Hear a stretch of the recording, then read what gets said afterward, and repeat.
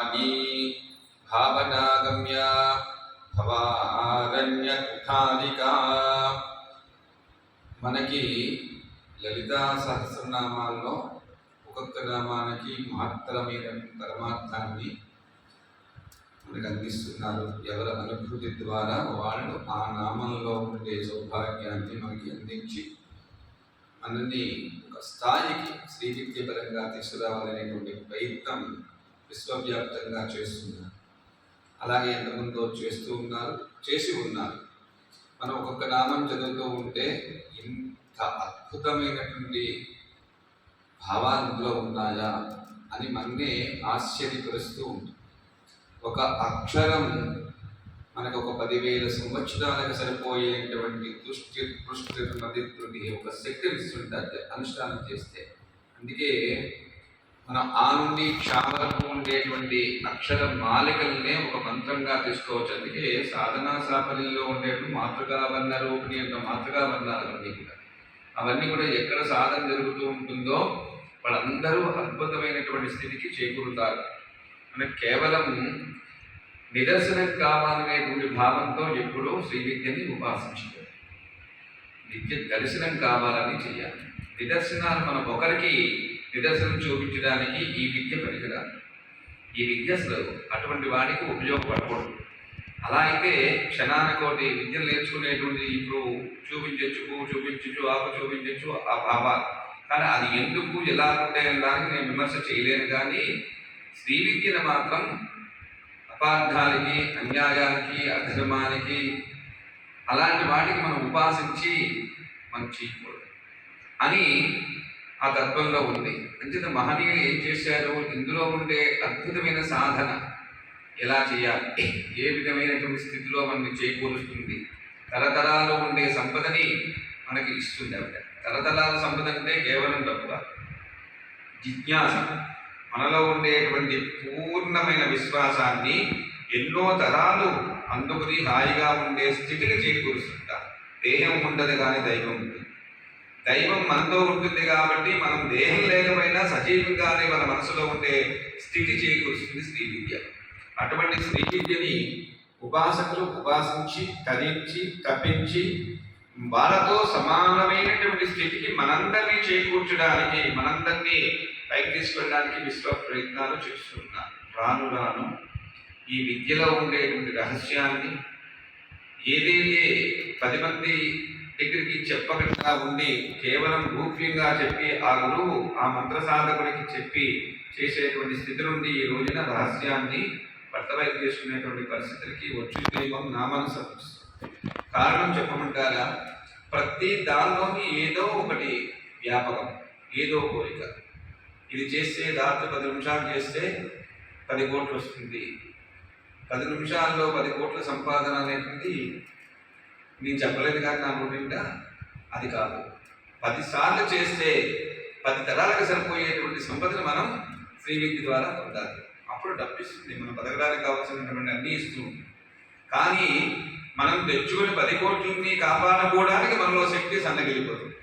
ప్రతి క్షణం అనుష్ఠానం చేయడం, కేవలం దాని మీద వ్యామోహం. కాబట్టి గురువులు ఏం చెప్పారు, సదా ఈ సేవ చేస్తూ ఉంటే నిన్ను బ్రతికించడానికి కావాల్సినవన్నీ ఇస్తుంటారు. కానీ తత్వాన్ని, పరమార్థాన్ని ఎప్పుడూ కూడా అపహాసం చేసి, నువ్వు ఎప్పుడూ తక్కువ చేసి ఎందరికో కావాల్సినటువంటి విద్యని నీతోట ముగించే స్థితికి తెచ్చుకోకని చెప్పి గురువులు చెప్తారు. అయినా ఎక్కడో ఏదో దోషాలు జరుగుతూ ఉన్నాయి. నిజంగా వాడు చేస్తాడా వీడు చేస్తాడా, అది అబద్ధం మీకు నిజము మనం ఎవరం అసలు నిర్ణయించడానికి. ఆవిడ ఉంది. అబద్ధాన్ని ఆపేయించే శక్తి దానికి ఉంది. అబద్ధాల నుండి ఆపద్ధర్మం నుండి మన గట్టెక్కించే శక్తి ఆవిడ ఉంది. కానీ ఈ రెండు మన చేతిలో లేవు. మనం కేవలం నిమిత్తంగా ఆవిడ పాదాలు పట్టుకుని ముందుకు వెళ్ళాలి. అలాగే పరాపశ్యంతి మధ్యమా వైఖరి రూపాబద్ధమాన సంసిగా పరిపాలించేటప్పుడు, సృష్టించేటప్పుడు, మనందరినీ ప్రేమతో ప్రియంతో చూసేటప్పుడు, మనందరినీ కూడా లోపల ఉండే దుర్భాగ్యని బయట తీసేటప్పుడు ఒక 4 రూపాలు 4 తత్వాలుగా ఉంటూ ఉంటుంది. ఈవిడైనా జాలిగా ఉండింది, ఈవిడైనా కోపంగా ఉంది, ఈవిడైనా ఇంత ప్రేమ కురుస్తుంది, ఈవిడైనా సృష్టికర్త అనేటువంటి రహస్యాన్ని, అంత ఆనందాన్ని, ఆశ్చర్యాన్ని కూడా ఇచ్చేటువంటి స్థితి అమ్మవారిలో ఉంది. అంచేత మనం కేవలం ఆధ్యాత్మిక సాధన సాఫల్యాన్ని ప్రపంచం హర్షించే విధంగా గురువులు పూర్ణంగా మన మీదే వాళ్ళ దృష్టి కూడా ఉండి బాగా చేస్తున్నాడు. వీడు అద్భుతమైన స్థితికి చేకూరి అందరి యోగక్షేమాన్ని వీరు తప్పకుండా ఉపాసించాలి అనేటువంటిది మనలో ఒక అద్భుతాన్ని, ఆనందాన్ని, అమృతాన్ని కురిపిస్తాడు. ఎక్కడ ఉన్నా గురువుకు ఆసక్తి మాత్రం ఉంది. అంచేత మనం చేసుకోవాల్సింది ఏంటంటే వెంటనే మేల్కొనాలి. మేల్కొని 10 మంది మేలు కోరుకోవాలి. 10 మంది మేలు కోరుకోవడానికి శ్రీ విద్య అద్భుతమైంది. లాస్యప్రియ లజగది లజ్జారంభాది వందిత అలాగా చెప్పుకుంటూ వెళుతూ ఉంటే లలితా సహస్రంలో ఒక సముద్రాన్ని ఒక నిమిషంలో ఇదే శక్తిని మనకి ఇస్తుంది. సముద్రాన్ని నిమిషంలో ఎదగలమా? కేవలం ఆధ్యాత్మిక సాధనగా కళ్ళు మూసుకు కూర్చుంటే మొత్తం సముద్రాన్నంతా చుట్టుముట్టి ఒక్క సెకండ్లో అమ్మవారి దగ్గరికి వచ్చేటువంటి శక్తిని మంత్రం ద్వారా మనకి ఇస్తూ ఉంటారు. ఆదిశక్తి రమీయాత్మ పరమ పావనాత్రి అనేక కోటి బ్రహ్మాండ జననీ దివ్య విగ్రహం అని చెప్పి మనం ఉంటున్నాం. ఆవిడ శక్తి అపారమైంది. ఆ శక్తిని కేవలం గురువు మాత్రమే మంత్ర సాధన ద్వారా తీసుకొచ్చి మనం అందించగలరు. అంచేత శక్తి గొప్పదా? గురువు గారికి నిజంగా శక్తి ఉందా? గురువు గారికి శక్తి లేదా? గురువు గారి దగ్గర డబ్బు ఉందా? గురువు గారి దగ్గర డబ్బు లేదా? గురువు గారు నిజంగా సంకల్పం సిద్ధింపు చేస్తారా? నలుగురిని మాయ చేసి పట్టుకుపోతారా? ఇలాంటి ప్రశ్నలు వేసుకుని ఆఖరి మనం ఎక్కడుంటాం? రాసిన పేపర్ని అడుగున పెట్టినట్లుగా మనలో ఉండేటువంటి దుర్మార్గపు ఆలోచన అడుక్కు వెళ్ళిపోతుంది. అంచేత మనం ఎప్పుడు కూడా అభిమానంతో ఒక శక్తిని, ఒక వ్యక్తిని ఆరాధించాలి.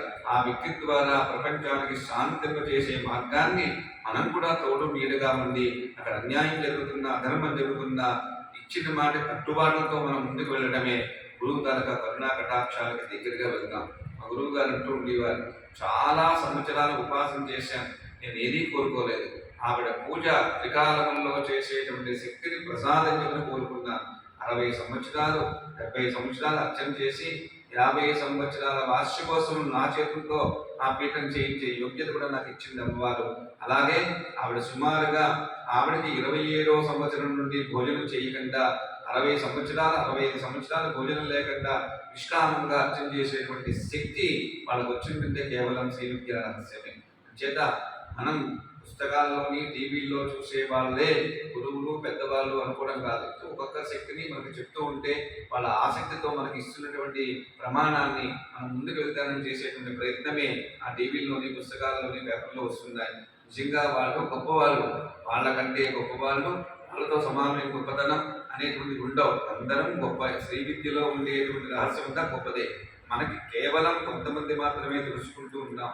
ఇంకా మనకు తెలియకుండా ఎంతమందో నిష్కామంగా జపం చేసి, ధరించి, తప్పించి, మన గురించి ఆలోచించి వాళ్ళ జీవితాన్ని యావత్తు అమ్మవారి అనుజ్ఞానికి, అనుగ్రహానికి, అమ్మవారి యొక్క అనుష్ఠానానికే దారపోస్తున్నారు. అటువంటి మహనీయుల యొక్క దివ్య ఆశీస్సులు పొంది మనం ఇంకా ఇంకా ఇంకా అనుష్ఠానం చేసి మన భావితరాలకి ఎంతో చైతన్య శక్తి శ్రీ విద్య ద్వారా, ఉపాసన ద్వారా అక్కడ నిధిగా మనం జాగ్రత్తగా ఉంచి అమ్మ ఏమి సంకల్పంతో మనం సృష్టించిందో ఆ సంకల్పానికి ఎట్టి పరిస్థితుల్లో కూడా విరుద్ధంగా వెళ్ళకుండా కేవలం ఆధ్యాత్మిక సాధన చేస్తూ లౌకికాన్ని కూడా చేసి భార్యాభర్తల్ని, పిల్లల్ని కూడా ఎవరిని విసర్జించలేదు, అన్నీ చూసుకోవాలి. కానీ అవన్నీ కేవలం గృహస్థాశ్రమ ధర్మం వరకే ఉంచి ఇక్కడ చైతన్యాన్ని చేయాలి.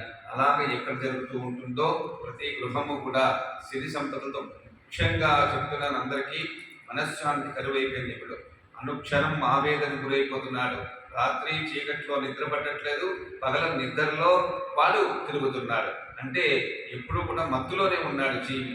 వద్దు, మనకి సౌందర్య లహరిలో ఉండేటువంటి చైతన్యమూర్తి ఏ విధంగా 100 శ్లోకాల్లో మనకి చెప్పారో అటువంటి సంపదని మనం తప్పకుండా ఉపాసిద్దాము.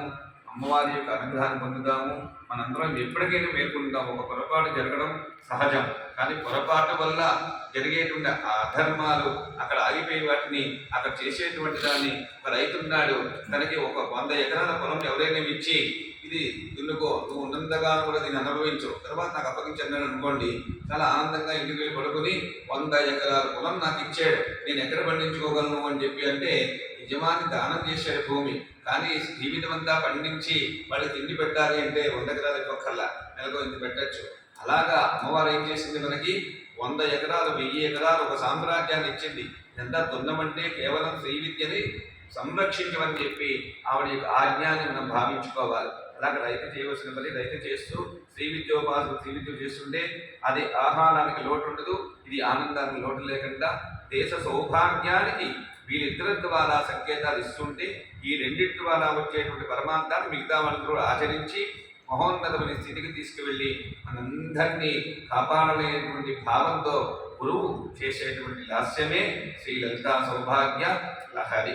ఈ లలితా సౌభాగ్య లహరి శ్రీ విద్యలో ఉండేటువంటి ఇంతకాలం కూడా అందరూ ఆనందంగా ఉంటాం. రాను రాను రాను రాను రాను రాను కూడా మంత్రసాధన తగ్గిపోతుంది, ఆనందం తక్కువ లేదు, కోవిల్లోని జనానికి తక్కువ లేదు, అనుష్ఠానానికి తక్కువ లేదు, వాళ్ళు చేసే హోమానికి తక్కువ లేదు, దానికి తక్కువ లేదు, కానీ తపనలో ఎక్కడో తేడా ఉంది. అంచేత తపస్విని అనేటువంటి భావంతో మనం వెళ్తే ఇంకా ఆనందం కలుగుతుంది. ఎవరిలోని మన మీద అభిమానం సన్నగిల్లకుండా వాళ్ళ యొక్క నమ్మకాన్ని మనం పరిపూర్ణంగా నిలబెట్టే స్థితికి మనం చేరుతాము.